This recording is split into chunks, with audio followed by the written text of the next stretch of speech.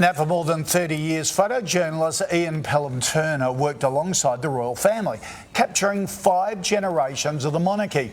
His first assignment, at just 16, was to snap Princess Margaret at a bridge opening.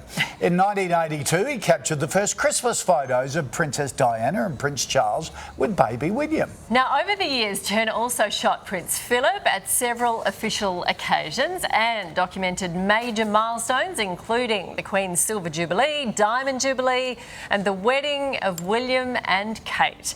Ian Pelham Turner joins us now from London. Good morning to you. Thanks for your time. You have photographed 5 generations of the royal family. What's your memory of working with Prince Philip? Well, with Prince Philip, good morning, first of all. With Prince Philip, it was always wise to take out life insurance anytime you worked with him, because you never quite knew what was going to happen. And one of the occasions that still is very much in the memory was that I was asked to take his official horse carriage championships and the official photographs for him that would go around the world. And I was taken to Windsor Great Park, and they said, what's going to happen is that Prince Philip is going to come down the hill. He'll be charging down the hill. Fine, okay, I can do that.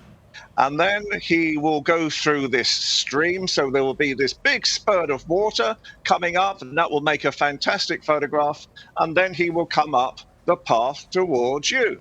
Okay, fine. So he comes down the hill. I'm getting the photographs, no problem at all. He's coming through the water, no problem at all. He's coming up my path now. Now, this is a very single, narrow path as well. And I'm thinking, any second now, he's going to stop. He's got to stop because he can see me, and he's got this demonic look on his face, as if, and then all of a sudden I thought, he's not going to stop. He's not going to stop. And I had to jump into a thorn bush to get out of his way. And what was even worse, was, as I turn around to him, and he turns around to me, he mutters something at me. As if to say, why didn't I get out of his way in the first place? See, that sounds like the Philip that we keep hearing about. Over the weekend, a lot of Aussies were saying, I just loved his sense of humour. I loved the fact that he was in trouble a lot of the time.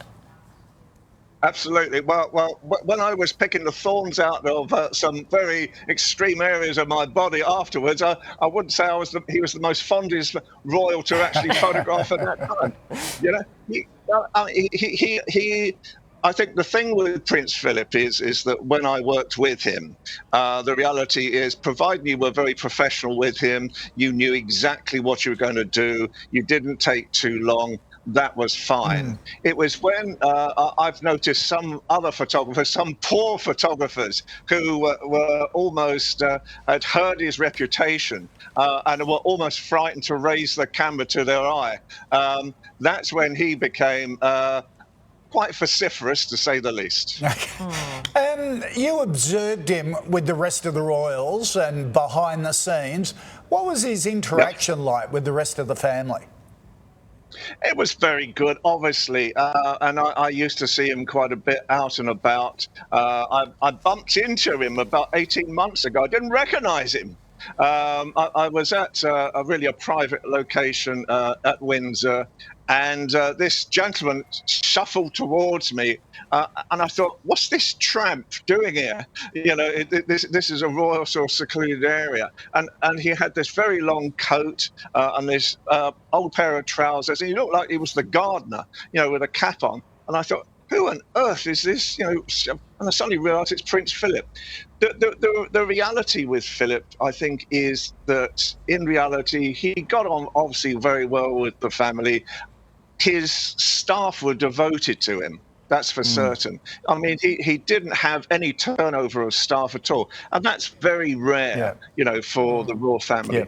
Lovely insights, Ian. Thank you for joining us. Appreciate you sharing them with us.